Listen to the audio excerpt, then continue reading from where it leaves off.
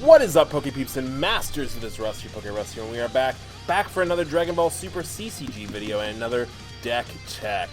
Deck Tech is a series where we go over deck profiles from me or my buddies, and we talk about them. You can submit them as well, and we just go over the decks in depth and talk about them, why they work, why they do what they do, and all that kind of stuff. So this week I have a very special guest. I have Dante here.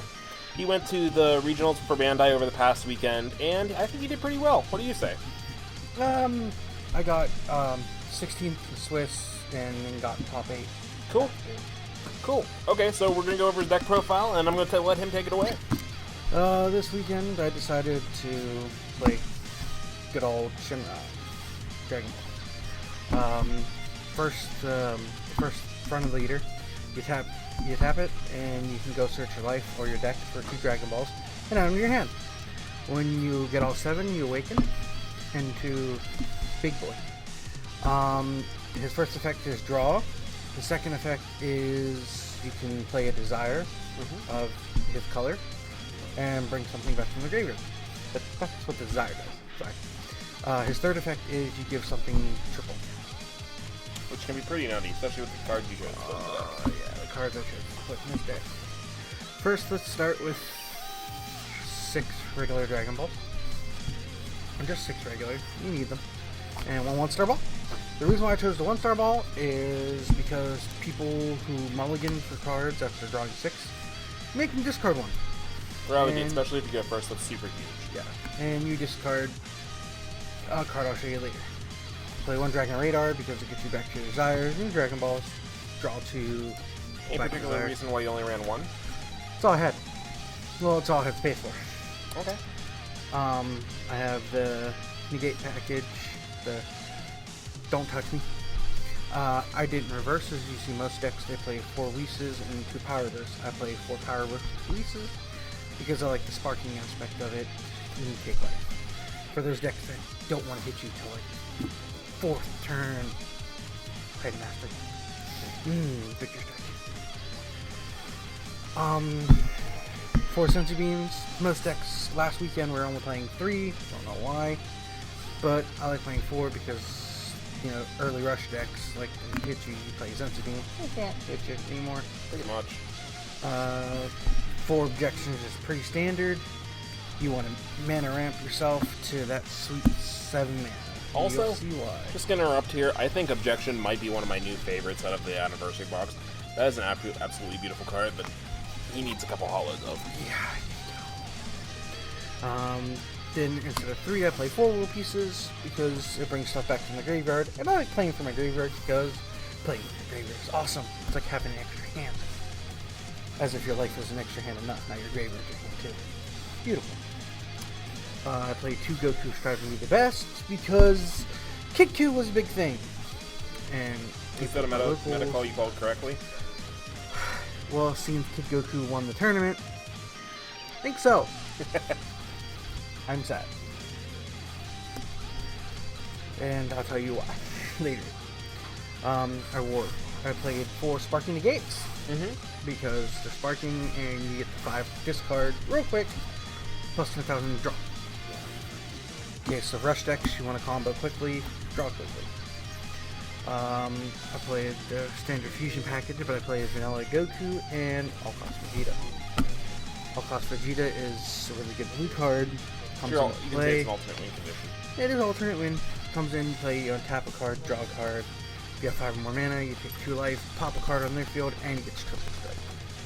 Mix that with your Shenron, you got a deadly combo there. Well, yeah. I'll get to that later. You play good old newfound power Purunga. He's okay. But the reason why you play him is because of decks like Tide of Mastery, when they have that pesky Goku on board, you tap him, you pick one of their cards and this card, and you send everything else back to the deck, shuffle it up. Also, you get to tap him and draw 2 cards, which is very, very good. You just want to draw, you want to dig, you want to get to certain cards. His other effect is you tap him, you give something 10,000 attack. We never use that. There might be one day. But with Purunga, you play his brother, Shenron of Majesty. This is like he was talking here with the Vegeta. Every time you activate his effect, you draw a card. You can give something crit. You can special something back from the graveyard, like a turn 2 super combo or turn 2 vanilla. Or you can untap 2 energy, but mostly we use it for the last effect. You give him crit, triple strike. With his effect, he gets triple attack. I'd say it's pretty nuts. But you know, that's not the only person we use it with. You find out. You can use it with this turn 5 Gogeta. This thing put in a lot of work this weekend because you get stuff on board that you just don't want to be on board. Like Kid Q brings up 3,000. You just don't want to deal with them. You send them back to the deck, and you draw 2 cards. Of course, you're always drawing with this deck. Is there any time you wish these were 7-drops? In the event, just wondering. No. Okay. Because I run 2 7-drops. I might bump this up to 3. There's been a few times where I was like, man, I wish I had that 3rd one. Because in the top 8, this one was in my deck and this one was in my life. So I couldn't see it. If I would have, I would have won. But, you know, you still do that with Shenron and everything else. You make them send their hand back to their deck and they draw 3 cards. That is nuts. It has Deflect, it has Barrier, it has Triple Strike. This card is busted. Broken. Bandai. I love that card though. And then I play Demigra. I still have problems when to play this card. Because if you haven't heard, or in most places, in my top 8 match, I should have played the Demigra song with it, but I didn't. But that's my whole deck normally. Is there any cards that were in your deck that you decided, you know what, I'm going to put this in for a meta call. I think this is going to be big this weekend, so I'm going to put this card in, and it's going to be my main instead of my side. Okay. Goku's driving me the best. You thought Kid Ku and that kind of stuff was a huge deck in the meta? It is actually. Kid Ku Height of Mastery. Till just recently, Gogeta really wasn't seen into Atlantic City, where it came second, and Height of Mastery won that event. But I figured, you know, going to regionals, a lot of people will be playing Kid Ku. It's an easy deck to get hold of. It's an easy deck to pilot. But this just stops it in its tracks, tells turn to her last node it can't attack, and it goes great with a card that's in my sideboard, and I'll get to that right now. So we're gonna go into your sideboard because this is like, people have seen Gogeta Shenrons, and like, it might be out of, like, obviously you have some interesting choices and stuff in here that definitely make the deck your own, but I think the sideboard is where this deck really can shine, because you have, within your sideboard and your main deck, you just have answers to pretty much everything. Well, within my sideboard, again, Kid Ku, this thing destroys turn 4 or less. There's some very, very interesting matchups that I played that this come in handy. Then there's Cronoa. You don't want to get caught with Shigesh. Height of Mastery brings out turn 3 Goku. Height of Mastery is a big thing. Yeah. Broly. I'll get talking about that. I had to face my friend, my teammate, Christian. He played Height of Mastery, and we played in top 16. And first match, he Shigesh with Goku, and it's just like, I felt bad. Shigesh is just crazy. Yeah, this came good. Second match, Cronoa was a good thing. This card. This is my idea. But this got me a game loss because I had 3 of it and put it on my deck list as 2. Okay, that wasn't my idea. Ladies and gentlemen, please make sure you always check your deck list. I literally got a game loss in top 8 because I had 3 of these and I only said it was a 2. Please always make sure you either have one of your friends or someone close to you check your deck list. Or so do you only have 2, or did you write down 3 and you only have 2? I wrote down 2. And you actually have 3. And I had 3. Okay. They made me take one out at the beginning of the game loss. Gotcha. But this card is good for putting stuff back from the graveyard to the deck. I actually used this in one of my matches. It was very fun to do. Mostly, we've been testing this card against Gogeta Ramp. We think this is a really good card against Gogeta Ramp because it forces them to make plays they wouldn't normally do, even if it doesn't fully outstop the ramp, like it's kind of meant to build. It also slows them down. So what this does, if you don't know, is it pops 2 cards from discard pile back into the bottom of the deck, which Veku needs the Goku and the Vegeta to come back to hand for its effect to go off for you a ramp. So this kind of we put this in to try to keep the Gogeta or the Vegeta and Goku out of the discard pile so they can't ramp with it, or it forces them to combo with it in that turn where it's still going to die. They get forced to combo out. They actually lose. They don't gain as much out of the exchange as they normally would, so you still end up winning with card advantage. His tech. I didn't fight a Gogeta ramp all weekend. That match is grueling. I fought one here in our store once. I played Mercenary Towel. I only had one. This is a good card to use against Yellow Dende. For them people who are having problems with Yellow Dende Frieza, this is a really card. If they play that 1-star ball, they have to discard 3 cards to your 1. It is really, really good. Look into it. Again, a good sideboard card with this card here. They are the package to use against Kid Q. 1, you can pop their 1-stars, their 8ers, the Gokus. 2, this one, turn 2 or less can attack.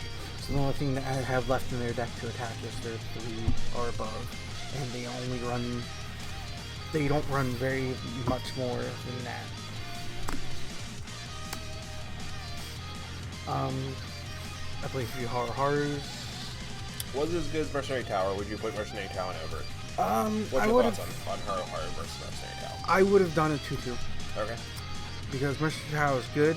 This card though against Green Brawly, against Yellow Brawly, you know, you play a green or yellow leader, you still discard 2. I can get 2 more cards to the graveyard for me to world peace, but world piecing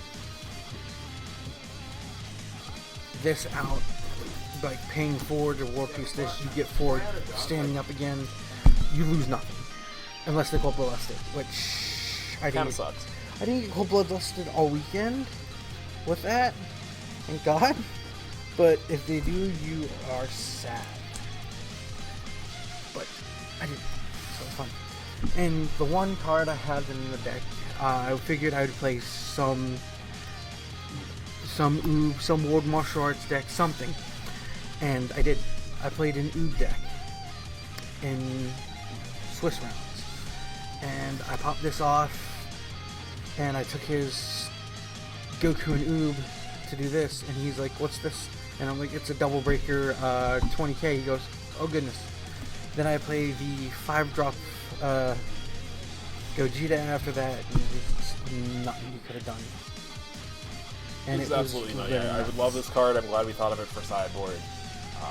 Definitely super fun against the World Tournament matchup. Because I thought that deck would be a bit bigger coming into this event. Because of all the new techie things it got. It might not have been, but I still think it was a good sideboard. People were talking about it. So, I mean, that's the deck. He, like I said, he got top 8, correct? Top Yes.